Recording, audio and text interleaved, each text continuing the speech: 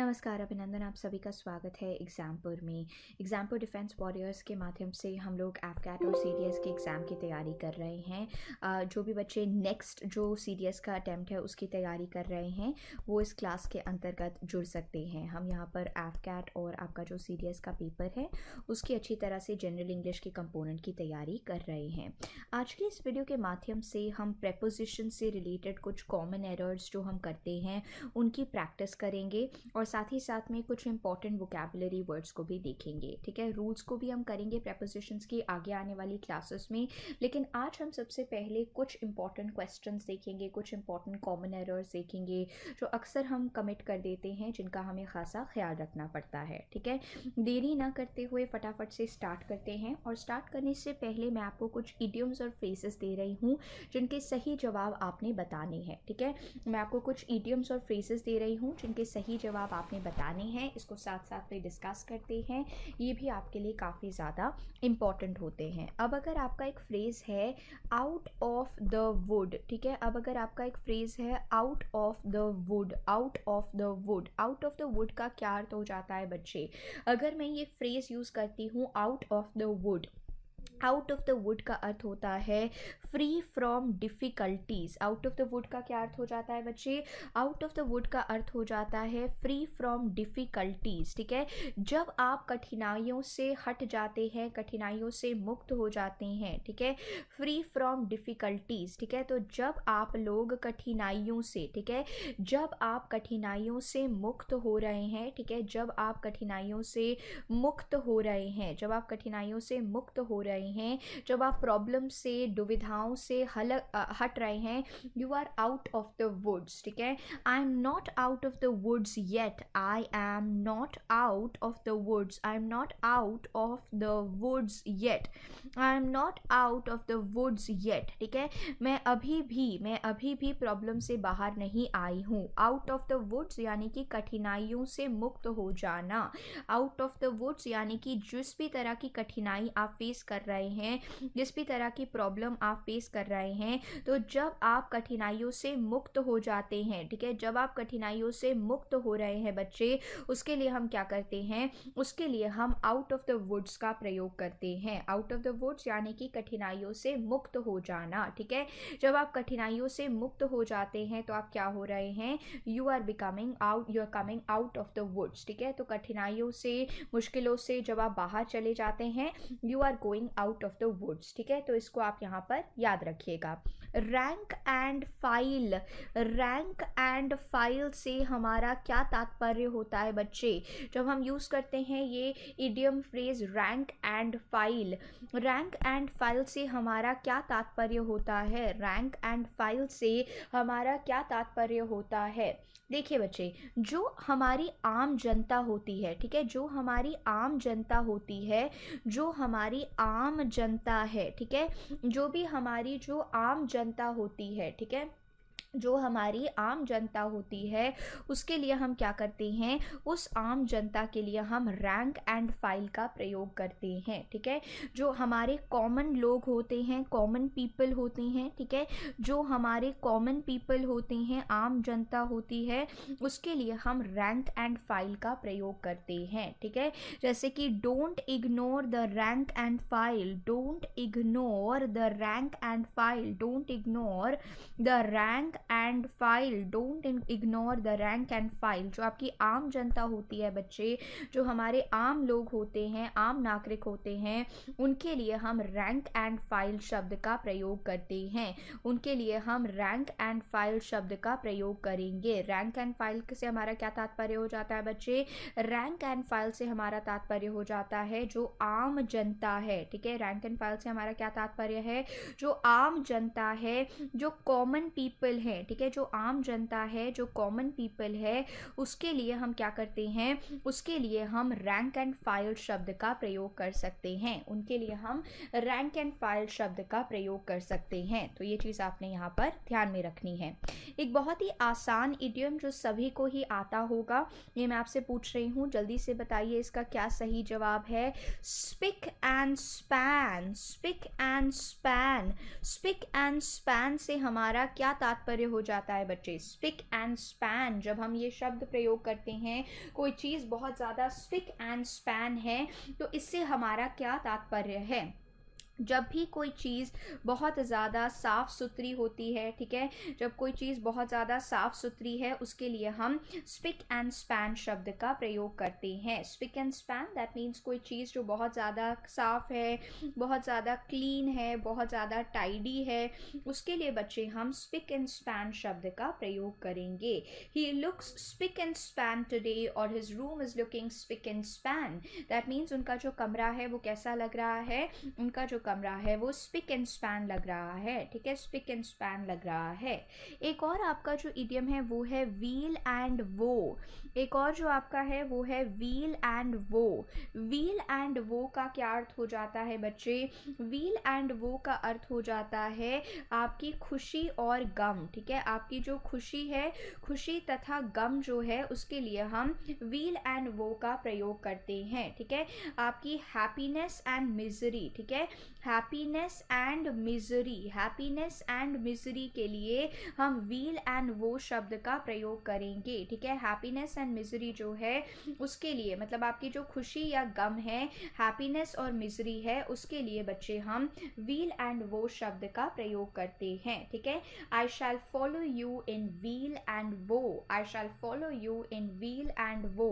Wheel and woe का क्या अर्थ हो जाता है? चाहे गम हो या खुशी हो, ठीक है, चाहे हैप्पीनेस हो या सैडनेस हो, चाहे गम हो चाहे खुशी हो, उसके लिए हम व्हील एंड वो शब्द का प्रयोग करते हैं, ठीक है। उसके लिए हम क्या करेंगे? उसके लिए हम व्हील एंड वो शब्द का प्रयोग करेंगे, ठीक है। चाहे खुशी हो या गम हो, व्हील हो या वो हो, ठीक है। व्हील आपकी खुशी हो जाती है और वो यानी कि गम हो जाता है। व्हील एंड वो, खुशी एंड गम। ये आपके एफकैट एग्जाम के अंतर्गत पूछा जा चुका है, तो इस पे फोकस कीजिएगा, ये आपके लिए आवश्यक हो जाता है, ठीक है। एक और आपका इडियम जो कि काफ़ी आसान है वो है आर्म चेयर क्रिटिक। वो है arm chair critic. Arm chair critic का क्या तात्पर्य हो जाता है बच्चे? जब हम आर्म चेयर क्रिटिक की बात करते हैं तो आर्म चेयर क्रिटिक से हमारा क्या तात्पर्य है? जब हम आर्म चेयर क्रिटिक की बात करते हैं तो आर्म चेयर क्रिटिक से हमारा क्या तात्पर्य है? देखिए बच्चे, एक ऐसा व्यक्ति, ठीक है, एक ऐसा व्यक्ति जो आलोचना करता रहता है, ठीक है, एक ऐसा व्यक्ति जो कि आलोचना करता रहता है। क्या करता रहता है बच्चे? एक ऐसा व्यक्ति जो कि आलोचना करता रहता है, ठीक है, जो कि आलोचना करता रहता है। और क्यों आलोचना करता रहता है? ऐसी आलोचना करता रहता है, टिप्पणी करता रहता है, लेकिन असल में उसने खुद कोई कार्य नहीं किया होता है, ठीक है।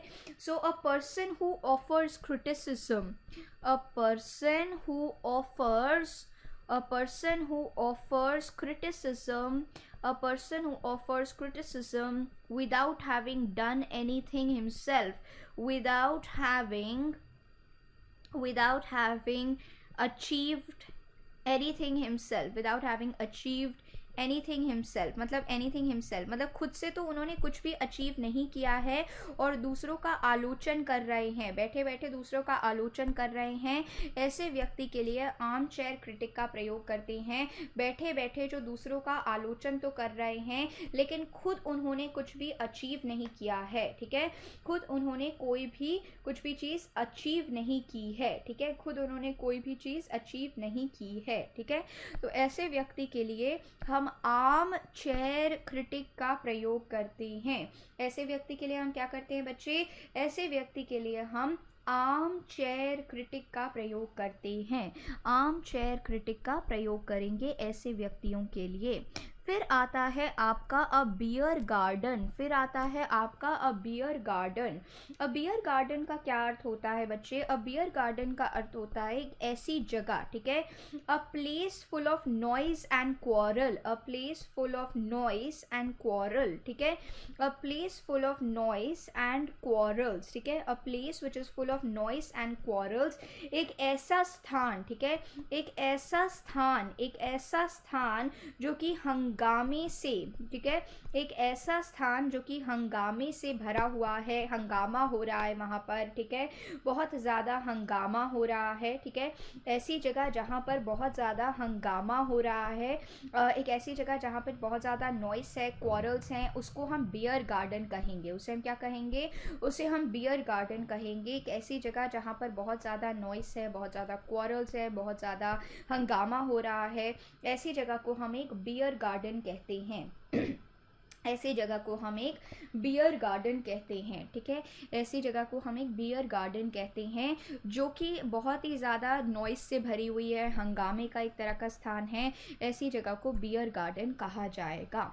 फिर आता है आपका a bitter pill to swallow, फिर आता है आपका a bitter pill to swallow, फिर आता है आपका a bitter pill to swallow. A bitter pill to swallow का क्या अर्थ हो जाता है बच्चे? A bitter pill to swallow का क्या अर्थ हो जाता है?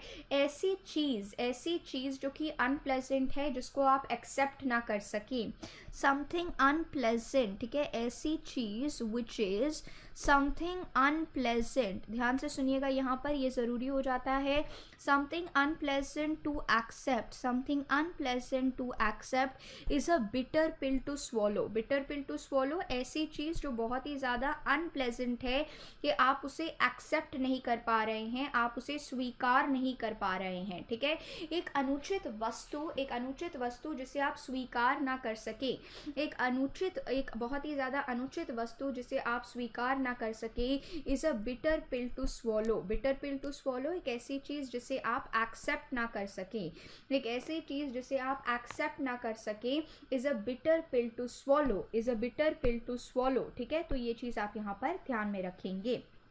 Cry in the wilderness, cry in the wilderness, cry in the wilderness, cry in the wilderness का क्या तात्पर्य हो जाता है बच्चे?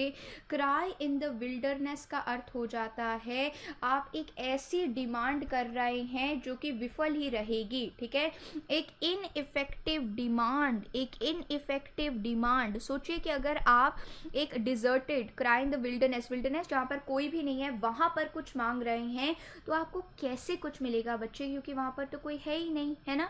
तो एक इनइफेक्टिव डिमांड को, ठीक है बच्चे, एक इनइफेक्टिव डिमांड को, आपकी जो इनइफेक्टिव डिमांड होती है उसे क्राई इन द विल्डरनेस कहा जाता है, उसे क्राई इन द विल्डरनेस कहा जाता है, ठीक है। तो ये आप यहाँ पर याद रख सकते हैं कि ऐसी चीज़ जो कि आपकी एक तरफ से आप कह सकते हैं जो मांग है जो कभी भी पूरी नहीं हो पाएगी, ठीक है, आपकी ऐसी मांग जो कभी भी पूरी नहीं हो पाएगी, that is a cry in the wilderness. Cry in the wilderness एक इनइफेक्टिव डिमांड जो है, एक ऐसी डिमांड जो कभी पूरी नहीं हो पाएगी, ठीक है, एक ऐसी डिमांड जो कभी पूरी नहीं हो पाएगी, is a cry in the wilderness, is a cry in the wilderness, ठीक है, मतलब ऐसी डिमांड जो कभी भी आपकी पूरी नहीं हो सकती है, ठीक है, एक ऐसी डिमांड जो कभी भी आपकी पूरी नहीं हो सकती है, ठीक है। Asking for good teachers in this locality is a cry in the wilderness, मतलब कि ये ऐसी डिमांड है जो कभी भी पूरी नहीं हो सकती है, it is an ineffective demand, it can not be completed any time, cry in the wilderness, ठीक है बच्चे, तो ये चीज़ आप यहाँ पर ध्यान में रख सकते हैं, ठीक है। फिर आपका आता है डेड बीट, फिर आपका आता है डेड बीट, ठीक है, फिर आपका आता है डेड बीट। डेड बीट का क्या अर्थ हो जाता है बच्चे? डेड बीट का अर्थ हो जाता है जब आप बहुत ज़्यादा थके हुए हैं, ठीक है, जब आप बहुत ज़्यादा थके हुए हैं, when you are extremely tired, जब आप बहुत ज़्यादा थके हुए हैं, यू आर डेड बीट, ठीक है, जब आप बहुत ज़्यादा थके हुए हैं, you are dead beat, when you are extremely tired, जब आप बहुत ज़्यादा थके हुए हैं, जब पूर्ण तरह से आप थके हुए हैं, पूर्ण तरह से आप थके हैं, I am dead beat now, let's go tomorrow, I am dead beat now, I am dead beat now let's go tomorrow, ठीक है। I am dead beat now let's go tomorrow, ठीक है। I am dead beat now let's go tomorrow. तो इसको अगर आप ध्यान से देखेंगे तो यहाँ पर आप देख पा रहे हैं डेड बीट का क्या तात्पर्य हो जाता है। डेड बीट का तात्पर्य हो जाता है जब आप बहुत ज़्यादा थके हैं। डेड बीट का क्या अर्थ हो जाता है, जब आप बहुत ज़्यादा थके हुए हैं, ठीक है। जब आप बहुत ज़्यादा थके हुए हैं, when you are extremely tired you are dead beat, that means आप बहुत ज़्यादा थके हुए हैं और इसीलिए आप किसी और दिन जाना चाहते हैं, ठीक है। चलिए एक और देख लेते हैं। एक और है आपका अ fly in the ointment, a fly in the ointment, a fly in the ointment, ठीक है। दवा, ऑइंटमेंट दवा, दवा के अंदर मक्खी घुस गई, अ फ्लाई इन दी ऑइंटमेंट, ठीक है। एक छोटी सी चीज़ जैसे कि एक मक्खी, एक छोटी सी चीज़ जो सब कुछ बर्बाद कर देती है, खराब कर देती है, ठीक है। सो फ्लाई इन दी ऑइंटमेंट का क्या अर्थ हो जाता है बच्चे, फ्लाई इन दी ऑइंटमेंट का अर्थ हो जाता है अ स्मॉल थिंग।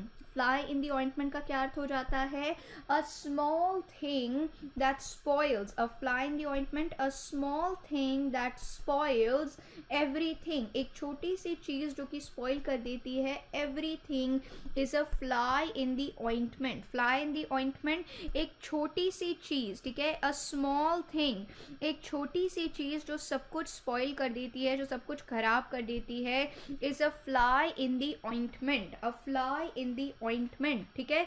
जैसे कि अगर हम कहेंगे the party was well attended, the party was well attended, the party was well attended but her absence was, the party was well attended but her absence was, but her absence was a fly in the ointment, but her absence was a fly in the ointment, fly in the ointment that means के उसकी जो absence थी बच्चे वो थी एक तरह की ऐसी छोटी सी चीज़ जिसने सब कुछ खराब कर दिया।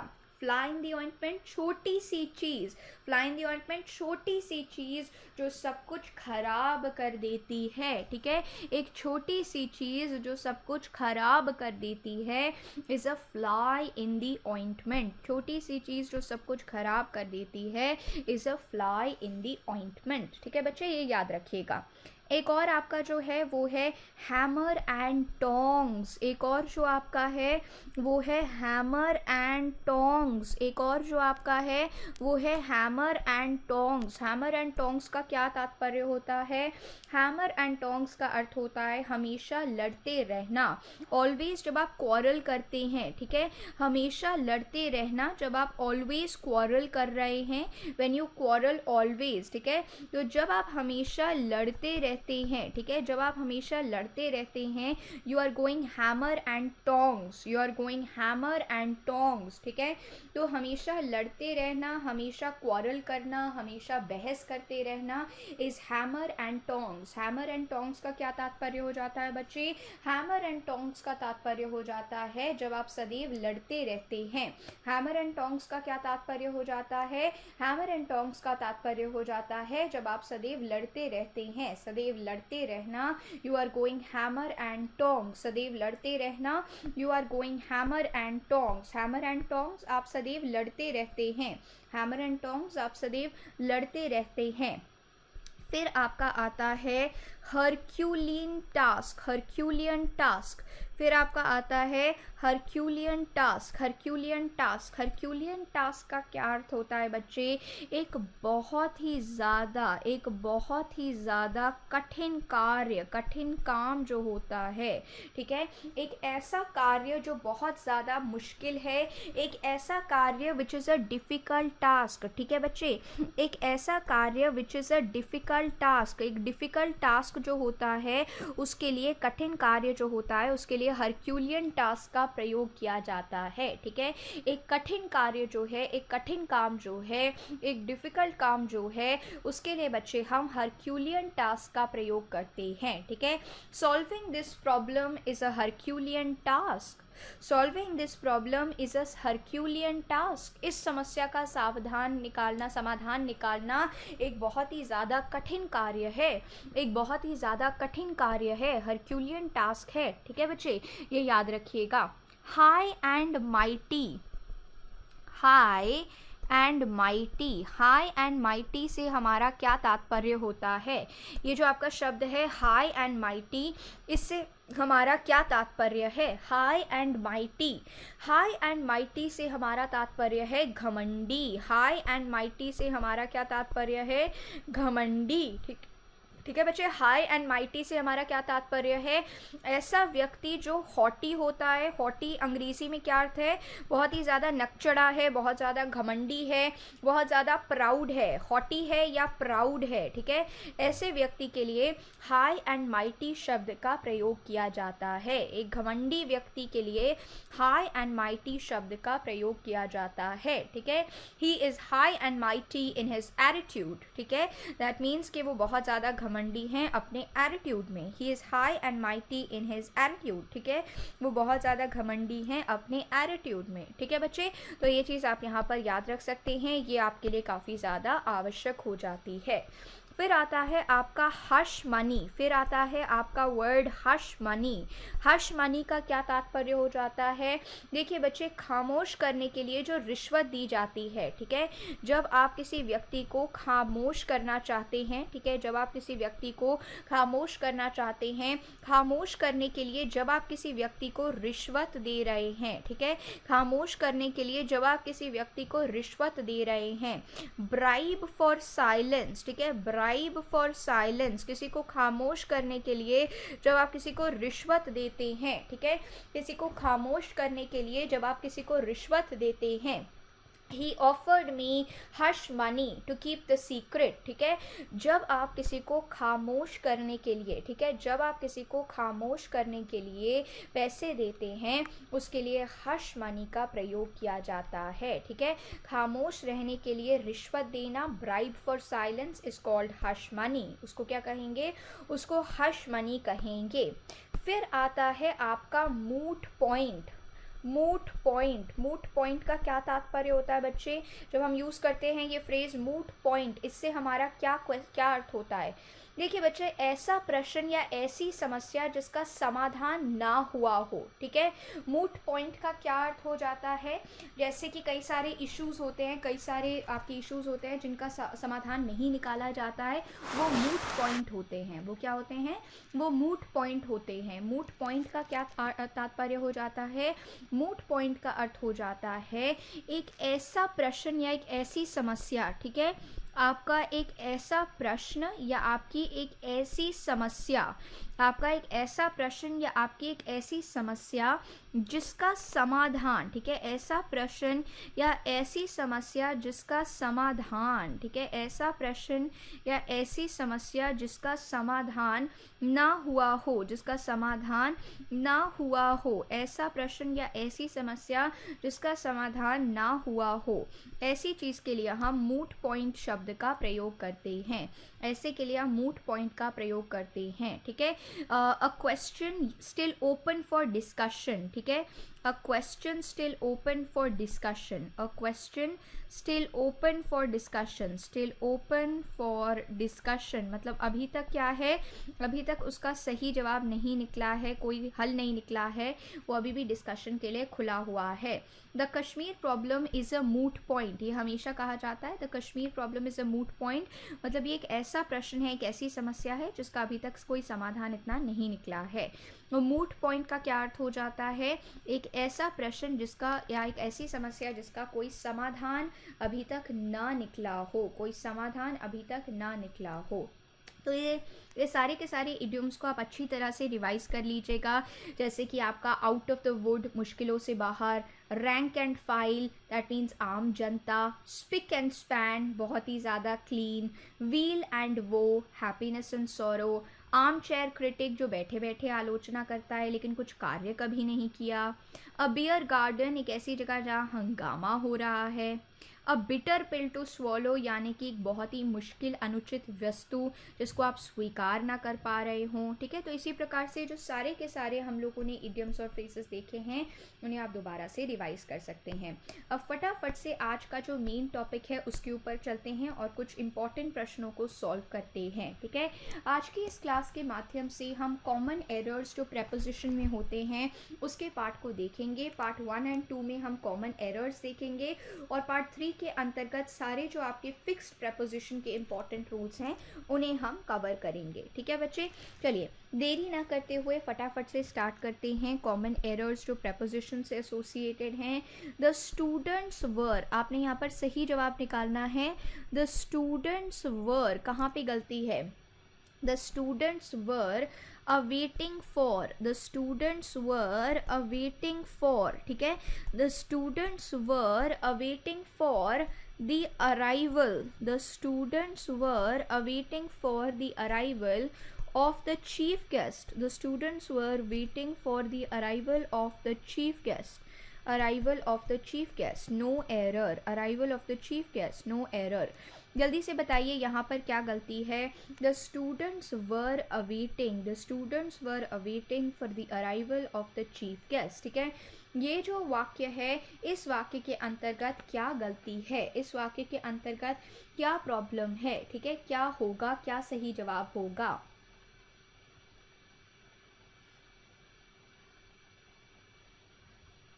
बच्चे, the students were awaiting for the arrival of the chief guest. आप अवेट करते हैं किसी ख़ास चीज़ के लिए, लेकिन जब आप इंतज़ार करते हैं तो वेट होता है, अवेट नहीं होता है। जब आप किसी चीज़ का बेसब्री से इंतज़ार करते हैं, ठीक है, जब आप किसी चीज़ का बेसब्री से इंतज़ार करते हैं तो अवेट का प्रयोग होता है। लेकिन यहाँ पर छात्र क्या कर रहे हैं? यहाँ पर छात्र केवल इंतज़ार कर रहे हैं, तो इंतज़ार करने के लिए वेट का प्रयोग होगा, अवेट का नहीं। The students were waiting for the arrival of the chief guest, गलती इस पार्ट के अंतर्गत है। अवेटिंग की जगह वेटिंग होगा, अवेटिंग की जगह क्या होगा बच्चे? अवेटिंग की जगह वेटिंग होगा, क्योंकि जब आप केवल इंतज़ार करते हैं, स्टूडेंट्स क्या कर रहे थे? स्टूडेंट्स इंतज़ार कर रहे थे चीफ गेस्ट के आने का। स्टूडेंट्स क्या कर रहे थे? स्टूडेंट्स इंतज़ार कर रहे थे चीफ गेस्ट के आने का। ठीक है, तो वेटिंग फॉर होगा जब आप किसी का इंतज़ार करते हैं, अवेटिंग जब आप किसी का बेसब्री से इंतज़ार करते हैं। जैसे कि we are awaiting the new launch of the car, ठीक है, तो आप बेसब्री से इंतज़ार कर रहे हैं। ठीक है, तो ये चीज़ आपने याद रखनी है, इसका एक नोट बना लीजिए, ये इंपॉर्टेंट क्वेश्चन है। ठीक है, ये अक्सर बहुत ही आसान होता है लेकिन हम गलती कर देते हैं। ठीक है, अगले क्वेश्चन पे चलते हैं। आपका अगला क्वेश्चन है, ध्यान से इसको सॉल्व कीजिएगा।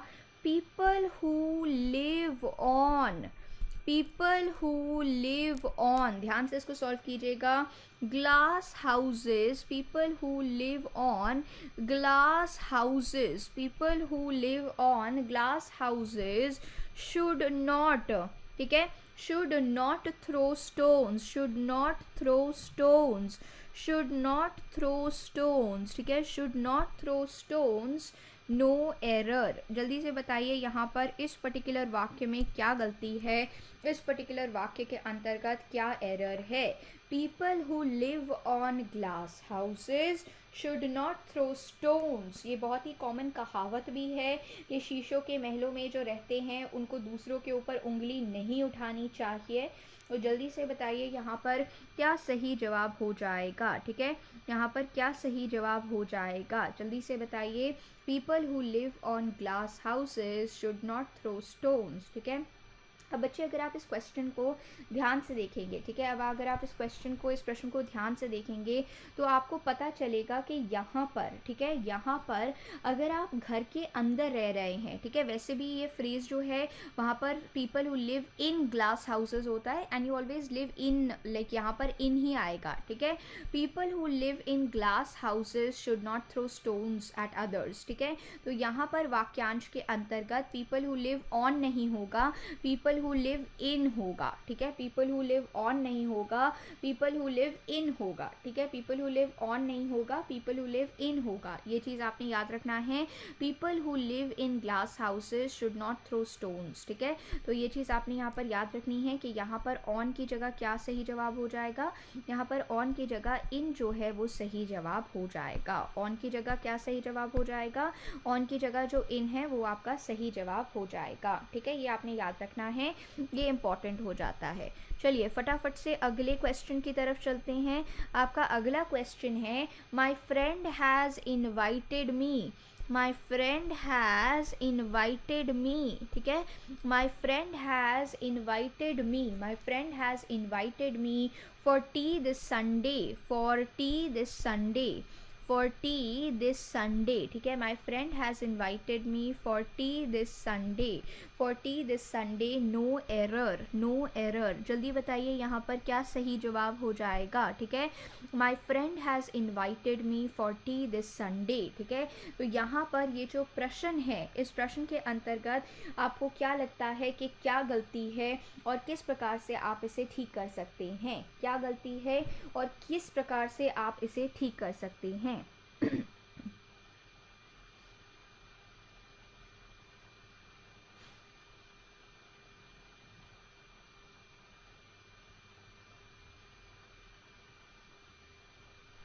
अब आप इसको अगर ध्यान से देखेंगे, माई friend has invited me for tea this Sunday, ठीक है, मेरा जो फ्रेंड है, मेरे जो मित्र है, मेरा जो मित्र है हैज़ इन्वाइटेड मी, ठीक है, हैज़ इन्वाइटेड मी। अब यहाँ पर बच्चे आपको याद रखना है, उन्होंने मुझे चाय पर बुलाया है, ठीक है, उन्होंने मुझे चाय पर बुलाया है, so is invited me to tea, ठीक है, is invited me to tea, ठीक है, फॉर टी की जगह टू टी होगा, क्योंकि यहाँ टू का प्रयोग पर के अर्थ में हो रहा है, ठीक है, यहाँ पर टू का प्रयोग पर के अर्थ में हो रहा है, टू का प्रयोग पर के अर्थ में हो रहा है, प्रयोग पर के अर्थ में हो रहा है, पर के अर्थ में हो रहा है, पर के अर्थ में हो रहा है, में हो रहा है, ठीक है, पर के अर्थ में हो रहा है, ठीक है। तो ये आपने याद रखना है, जैसे कि he has invited me to dinner, he is invited me, तो उन्होंने मुझे डिनर पर न्योता दिया है, ठीक है। अक्सर हम यहाँ पर गलतियाँ कर देते हैं, my friend has invited me to tea, my friend has invited me to dinner, my friend has invited me to dinner, तो ये आपने याद रखना है कि यहाँ पर फॉर टी की जगह टू टी होगा, ठीक है, फॉर टी की जगह यहाँ पर टू टी होगा, भोज पर न्योता मिला है, भोज पर न्योता मिला है, ठीक है। तो ये चीज़ आपने ध्यान में रखनी है, अक्सर इस प्रकार के क्वेश्चंस में हम गलतियाँ कर देते हैं, ठीक है। अगले प्रश्न पे चलते हैं अगले क्वेश्चन पे चलते हैं। आपका अगला क्वेश्चन है स्मोकिंग इज, आपका नेक्स्ट क्वेश्चन है smoking is undoubtedly, smoking is undoubtedly, smoking is undoubtedly very injurious, ठीक है, smoking is undoubtedly very injurious for health, very injurious for health, very injurious for health, no error, ठीक है, smoking is undoubtedly very injurious for health, यहाँ पर क्या सही जवाब हो जाएगा, स्मोकिंग जो है, ठीक है, स्मोकिंग जो है is undoubtedly very injurious for health. अब बहुत ही आसान सा क्वेश्चन है, ज़्यादा मुश्किल क्वेश्चन नहीं है, तो यहाँ पर बताइएगा कि क्या सही जवाब हो जाएगा, ठीक है, यहाँ पर बताइएगा कि क्या सही जवाब हो जाएगा। बहुत ही आसान सा क्वेश्चन है, ज़्यादा मुश्किल नहीं है। देखिए बच्चे, यहाँ पर आपको याद रखना है, स्मोकिंग जो है, smoking is undoubtedly very injurious to health, not for health, very injurious to health, smoking is very injurious to health हो जाएगा बच्चा, ठीक है। तो यहाँ पर आपका फॉर हेल्थ नहीं होगा, इंजूरियस के बाद टू आएगा, वैसे भी injurious to, this is injurious to health, this is injurious for my body, injurious के साथ सदैव आपका टू फिक्स प्रपोजिशन आता है अधिकतर, injurious to, this is injurious to my body, this is injurious to my skin, this is injurious to my feet, ठीक है। तो ये आपने याद रखना है, इंजूरियस टू होता है, ठीक है, इंजूरियस के साथ हम टू का प्रयोग करते हैं, तो इस चीज़ का आप खासा ख्याल रख सकते हैं, ठीक है, इस चीज़ का आप खासा ख्याल रख सकते हैं। एक और प्रश्न प्रैक्टिस करते हैं, ठीक है, ध्यान से देख के बताइएगा, हैव ट्रस्ट ऑन, ठीक है, have trust on, have trust on God, have trust on God, have trust on God and everything, have trust on God and everything, ठीक है, have trust on God and everything will be right, and everything will be right, have trust on God and everything will be right, no error, ठीक है। Have trust on God and everything will be right, तो यहाँ पर क्या सही जवाब हो जाएगा? यहाँ पर अगर आप इस प्रश्न को ध्यान से देखेंगे तो इसमें क्या सही जवाब हो जाएगा? Have trust on God and everything will be right, ठीक है। हैव ट्रस्ट ऑन गॉड, इस वाक्यांश में आपको याद रखना है you have faith, you have trust in God, not on God, ठीक है। आपका फेथ होता है in God, you have faith in something, ठीक है। इन गॉड वी ट्रस्ट, ठीक है। तो ये चीज़ आपको यहाँ पर याद रखनी है कि इस पर्टिकुलर केस के अंतर्गत, इस पर्टिकुलर केस को अगर आप देखेंगे वाक्यांश के अंतर्गत, तो आपको ये याद रखना है कि यहाँ पर क्या सही जवाब हो जाएगा? Have trust in God and everything will be right, भगवान पे भरोसा करो और सब ठीक हो जाएगा। Have trust in God and everything will be right, have trust in God, have trust in God and everything will be right, have trust in God and everything will be right, ठीक है। तो इस चीज़ को आपने ध्यान रखना है। तो यहाँ पर हम लोगों ने कुछ कॉमन एरर्स जो प्रेपोजिशन से एसोसिएटेड हैं उन्हें प्रैक्टिस किया। कल की वीडियो में हम दोबारा से इसे कंटिन्यू करेंगे और उसकी नेक्स्ट क्लास में हम जो मोस्ट इंपॉर्टेंट फिक्स प्रेपोजिशंस हैं उसकी लिस्ट को कवर करेंगे। यदि आपको कोई भी डाउट आ रहा होगा तो आप उससे पूछ सकते हैं और यहीं पे ही इसी के साथ हम आज की क्लास को एंड करेंगे। बहुत बहुत धन्यवाद।